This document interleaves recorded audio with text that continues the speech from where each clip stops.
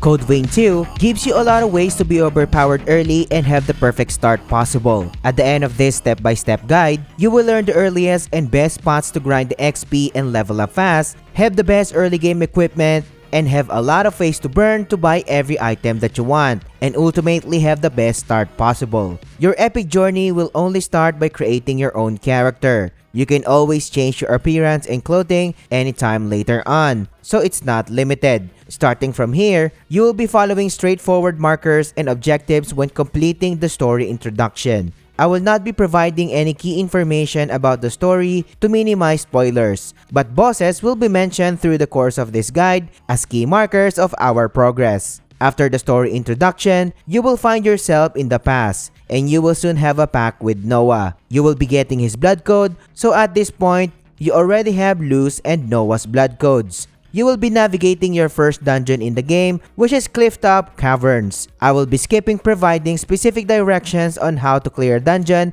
to make this guide concise. All of the early dungeons in this game are pretty straightforward anyway. Also, I will be skipping all of the regular items in a specific dungeon, but if you need to get a good item, like a good weapon or an item that will drastically affect your progress, I will surely pinpoint its location. Once you are ready, navigate Clifftop Caverns until you get the ancient twin blades from a chest, and you will never miss this chest. This is your first twin blades in the game, so equip this weapon if you like its playstyle. Proceed to the dungeon and make sure to explore and get all of the minor items in this area, while also completing the initial tutorials until you reach the next story cutscenes. After the story cutscenes in Clifftop Caverns, clear the dungeon by exiting the area, and your open world journey will start here.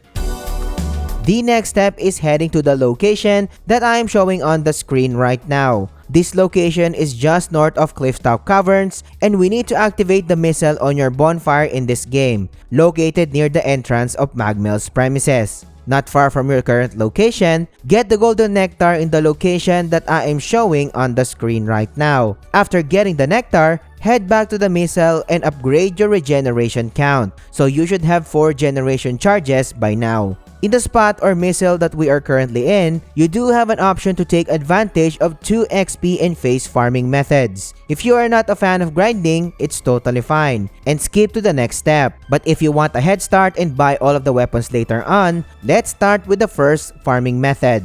I started optimizing Magmell entrance spot around level 5, and at this point, you are around the same level range if you use all of the phase that you obtain from the enemies you've killed along the way before reaching this location. The Ancient Hunter's Twin Blades is going to be our main weapon for this method because of its early access to the adrenaline buff, which gives you more damage, and if you are following the guide so far, you already have this weapon. I am using Noah's E-Rank blood code, which you already have as well, and that's all the things you need. Since this is the earliest spots that you can access, the actual method is pretty simple. From the bonfire or missile, follow the road and sprint towards the pillar visible on the screen right now. Running towards the said pillar will let you encounter your first enemy for this one, which is distracted and currently doing something in the ground. As an opener, cast your adrenaline buff to gain a damage boost and perform 3 normal attacks to take out your first enemy. Head to the next target located inside the ruined house and cast your relentless sword dance once to quickly damage the corrupted soldier. Then take the target down with another set of 3 normal attacks. Another enemy will approach you from the back, so take the enemy out with 2 normal attacks and this guy will go down in no time. Once the enemy is dead, head back in the direction we came from to access the missile to reset the run. Rinse and repeat. Each run takes around 51 to 53 seconds and gives you 333 phase per run. Do this consistently for an hour and we are looking at 23k worth of phase per hour, which is pretty decent for a spot that you can easily access right from the very start of the game. And if you're getting value so far, subscribe to the channel. Liking the video and engaging in the comments helps me more than you can imagine, or consider supporting us on Patreon or becoming a channel member today, and I appreciate your support. Now that you've learned the first method, the second farming method can also be accessed from the same missile or spot. Nothing changed in the build aside from Noah's D-Rank blood code, which is not required really, but make sure to use the battered VK longsword as your main weapon in this spot. Start the actual method by entering Magmell's property and running through the steep slope. It may take few seconds running through the slope, but I promise you it's all worth it. While doing this, eventually you will see our targets guarding the area. Observe how I am carefully running to the right and focusing on the regular corrupted soldier first. Target the guy and cast a phantom assault to quickly reach our first target and damage the soldier. Quickly do a rollback after the skill to avoid the attack of the other elite soldier. Once the attack animation of the elite soldier is done, quickly cast another phantom assault to possibly damage both targets. You are not required to damage both targets, but it is required that you damage the regular soldier alone. Roll away again to dodge the possible incoming attacks, and bait the elite soldier to do another normal attack and counter with another phantom assault. This is enough to take out the regular soldier. The elite soldier will have a chance to be outbalanced here, so you can squeeze in a single attack. What you can do here instead is cast another phantom assault to damage the elite soldier. With the right timing, you will not be receiving the attack just like what happened to me here.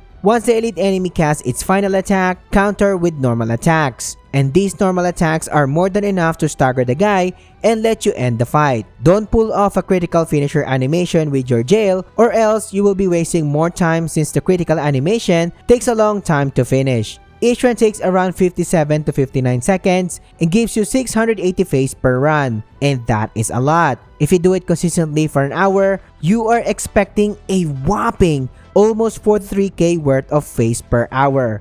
Taking advantage of this spot is more than enough to level up your characters fast or even buy all of the items and weapons that you want in your main hub later on. Let's say you decided to move on and continue your progress. Our next destination is Magmell HQ, or your main hub in the game. If you played Elden Ring, Magmell is your round table hold in this game. Head to the location that I am showing on the screen right now, which is not far from your current spot. Once you enter Magmell, complete the scene introduction and explore your main hub at your leisure. Familiarize yourself since you will be spending a lot of time here during your stay. After exploring Magmell's premises, we have a lot of items to cover in here. The first one is the dexterity booster from one of Jadwiga's minions near Jadwiga's weapon upgrade services. While you are here, you can grab the Crimson Stone one located near the actual person. Near the training area, talk to Jadwiga's minion and it will give you a free Mutinous Bracer that you can use when mastering the parry mechanic in this game.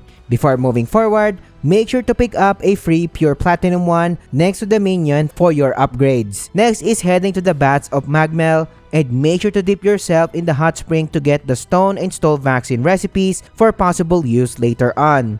Here comes the fun part, and head to Jadwiga's weapon shop, and I suggest buying all of the weapons here. You can pretty much access your first new weapon types which you can enjoy using, like new one-handed swords and a hammer. If you pre-order the deluxe edition of the game, you can buy the Twin Fangs of the Lone Wolf or the Ameno Habakiri. Twin Fangs can be your first weapon if you are going for a mage build, while Ameno Habakiri is one of the strongest one-handed swords in the game, which sucks I know because it is a DLC item. But if you just bought the regular copy, don't worry about that as you will have access to a regular katana later on. All of the weapons you can buy here are the Ancient Hunter Sword, which is a fantastic one-handed sword as well, Camilla's Thorn, Ancient Hunter's Hammer, and the deluxe edition items, the Ameno Habakiri and Twin Fangs of the Lone Wolf. After you are done buying all of the weapons, talk to Jadwiga's minion behind the counter and get the Bolt Blast long-range magic. Our next step is talking to Valentine to get our next mission to advance the main story and also be introduced to the fast travel feature of the game. Valentine wants us to clear 2 key dungeons to progress, so make your preparations and head to the next step.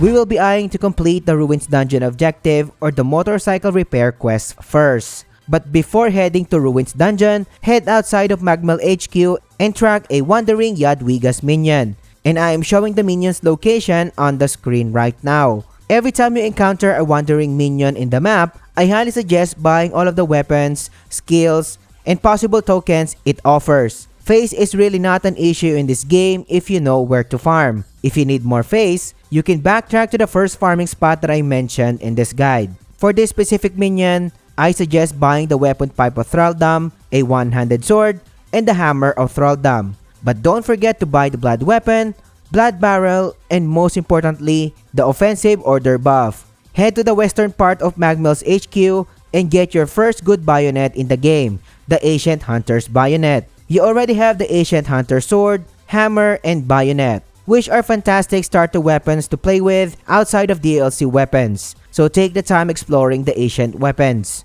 And after that, you are pretty much done in the area, and let's head to the location that I am showing on the screen right now to access our next key dungeon, the Ruins Dungeon. Once you arrive at the entrance of the Ruins Dungeon, get the Golden Nectar on your right when facing the dungeon's entrance. Your first bequeath forme can be obtained in a chest near the entrance of the dungeon, so make sure to get the Statesman's Longbow and be sure to not miss it. While exploring the dungeon, you will come across an underground tunnel with a water reservoir in it. Navigate the tunnel and access the stairs leading to the other side of the tunnel. Open the treasure chest that is located on your left to get the bleeding shield light. Near the tunnel exit that we just been through, there's an abandoned courtyard for us to explore.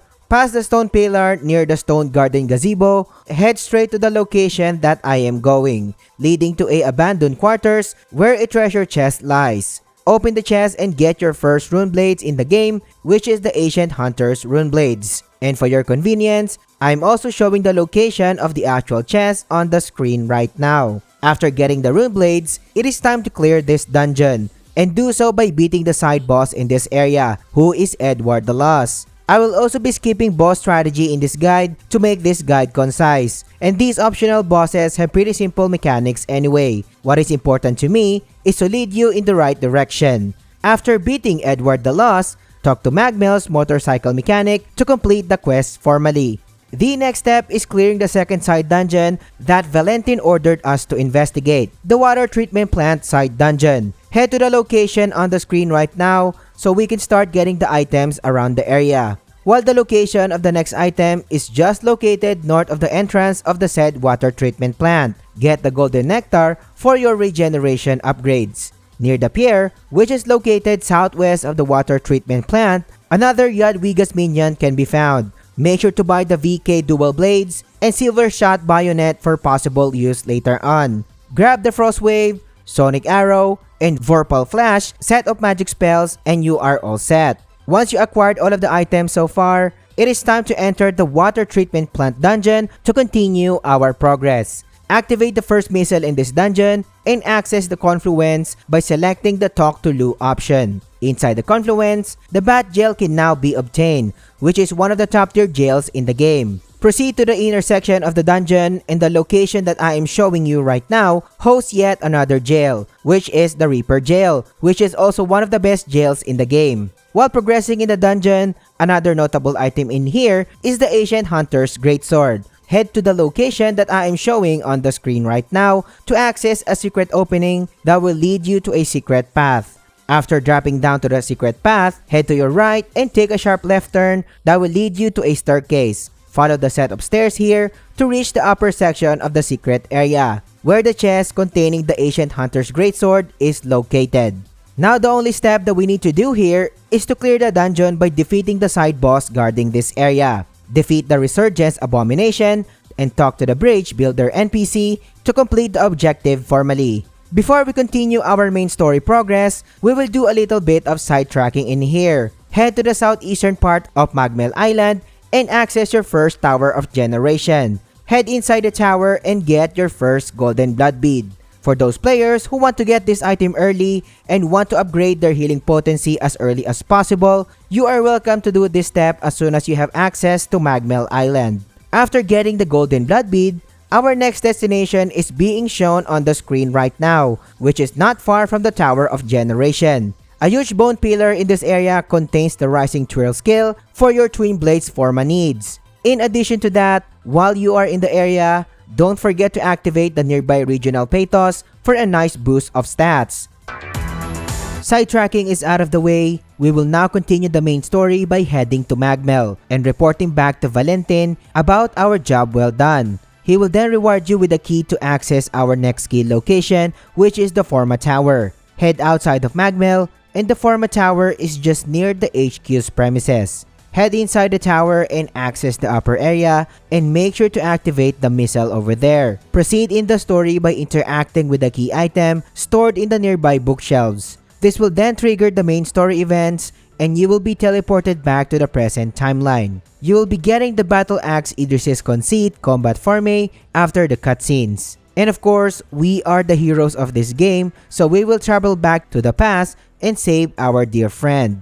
Access the bond in front of you to do so, and you will be receiving the Guardian's Heart Blood Code after traveling back to the past. Head to the lower section of the Forma Tower, and we need to beat your first major boss in this game, which is the Dejected Assailant, to proceed.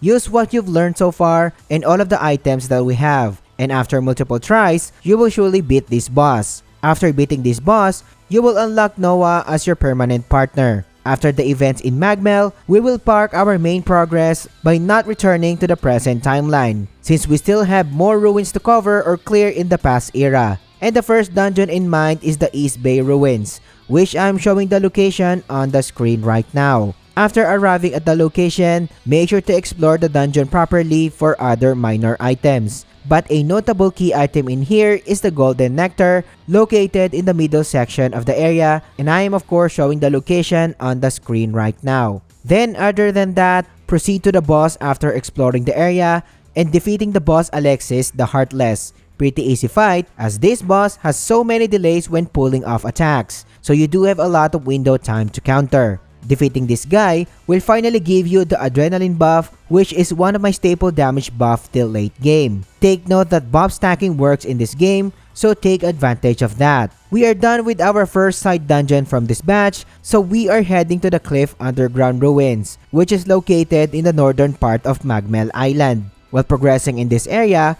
there's a regional pathos near the entrance of the dungeon, so make sure to activate that first. Get all of the regular items you can find in this dungeon, and we only have the Ancient Hunter's Halberd as a notable chest drop in the area, which is again another good weapon. And you can get this weapon in the location that I am showing on the screen right now. Proceed to the boss area after you are done with exploration, and defeat the Putrid Dustborn guarding this area. And beating this guy will reward you with blood protection skill for your troubles. And this is the last dungeon in this area, and we are now ready to move on and continue our main story progress.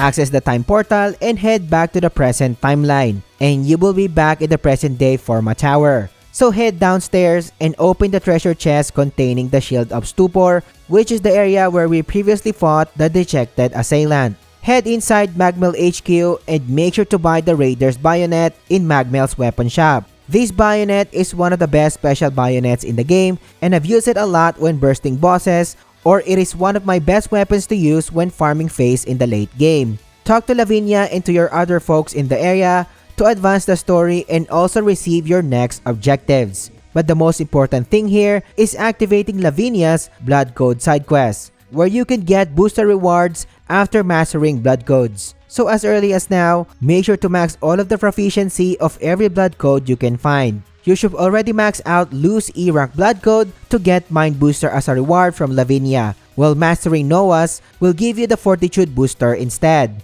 Talk to Iris to unlock her summoning pack, and exhausting her dialogue will also let you activate one of your main side quests in the game. She will also give you the Blood Fueled Strike booster in the process. The last thing that we need to do here is talk to Lavinia to get her blood code, and you are all set for now. And by the way, you are about to explore your first major area in the game, and there are a lot of things that you need to know that I really can't cover in this guide due to its length. So I suggest watching my Ultimate Beginner Guide instead. This video is packed with 24 essential tips that I wish I had known sooner before I started my journey. And as always, find the video in the description or find it by clicking the card here. If you are done with all of the things that I just showed you, it's time to head to the bridge where the main objective lies. Approaching the bridge will trigger a cutscene where you will finally unlock your main ride in this game, the motorcycle. Proceed by crossing the bridge with your brand new ride and enjoy the experience. Our next main objective is to reach the Refugee Village. You are now officially entering the first major area in the game, which is Sunken City. And before you proceed, make sure to destroy the map jammer near the entrance of Sunken City. Follow the destroyed highway in here that will lead you to a cemetery and a cutscene. Just follow the straightforward path ahead of you, and this will lead you to Refugee Village. You will never be lost here since there's only one road to the Refugee Village. The first point interest in Refugee Village is another Jadwiga's minion that sells a lot of interesting stuff. As previously mentioned, if you encounter a membership token from any of these minions, make sure to buy them. For this instance, it is the General Customer Token 01, which unlocks Tender Crimson Stone and Pure Platinum 1 in Magmell's item shop after buying it. Make sure to buy the VK Halberd, VK Rune Blades, and all of the skills here. These skills are the Flash Flay, Blow Up Madness, Air Blast, Whirling Shredder, and Chariot Reeve. Also make sure to buy the Air Blast magic and you are good to go. Proceed to the intersection of Sunken City by following the straight long highway, and eventually, you will reach the Eastern Gatehouse ruins. In the location that I am showing you right now, start your search here. From the entrance of the Gatehouse ruins, enter the destroyed building on the right where a cultist altar is located. Follow the stairs and eventually follow the straightforward hallway, and it will eventually lead you to the chest location to get the Phantom Assault skill. The Phantom Assault skill is one of the best melee skills in the game, so make sure to learn how it works and feel. Very effective when nullifying enemy attacks and countering in a flash. It is time to clear our first side dungeon in Sunken City, and it is the Arcade Ruins, which you can find on the screen right now. Before you enter the actual dungeon, head to the side alley of the Arcade Ruins to get the concentration skill. And as usual, progress in the dungeon and find every minor item you can. But the first notable item in here is the Nameless Hammer, and the location is being shown on the screen right now. Proceed to the next step and head to the boss arena and defeat the Beastlust Addict to formally complete this dungeon. Before you touch the teleportation stone, make sure to activate the regional Pathos Armband to have attack power and strength boost in the process. Open the chest located near the teleportation stone to get the guard stability skill, and you are pretty much done in this area. The next step is heading to Josee's Outpost, which is your first major dungeon in this game. There are a lot of key things to get here, and head to the location that I am showing on the screen right now to find the dungeon and trigger the story cutscenes. Now before we continue, this dungeon offers the best earliest XP or face farming spots in the game that you can take advantage of. But due to the length of this guide, I can't cover all of them manually. But instead, I covered the best early spots in Josee's Outpost in this video, which is linked in the description, or find it by clicking the card here. Continuing our main progress, and the first notable item in this dungeon is the Cursed Backblade Killer, a two-handed sword. When progressing in Josee's Outpost, you will be encountering a hanging scaffolding or a bridge that is overgrown with vines. Head to your left, and as soon as an opening can be accessed on the right, this path will lead you to a series of metal staircase, and follow the rusty roofings in here that will eventually lead you to the item on the ground and get the said awesome two-handed sword. Proceed in the dungeon, and the next item that we need to get can be obtained near Josee's Outpost Westgate Missile, and I am showing the location on the screen right now. Get the Stinger Jail that you can see from the missile near a cliff, which is another awesome jail to play with. And to officially complete Josee's Outpost, beat the mutated Survivor Burn to proceed with the story. You already know how to beat this boss if you are following my guide so far, since it is just a repeat boss. After the boss, follow the straightforward path in here that will eventually lead you to Josee's Cocoon. The interaction with the Cocoon will allow you to travel back in time. In the past timeline, and at the top of the Josee's Outpost, head downstairs to trigger yet another main story scene, which is the introduction of the character Josee Anju. You'll be getting Josee's blood code after the interaction, which you can use when building strength related builds. And that's a lot of steps to cover, and more than enough to give you the absolutely perfect start in the game. But you absolutely need to check my 24 essential tips that will even make you stronger, which I provided in this video. So click on it, and I will catch you on the next one.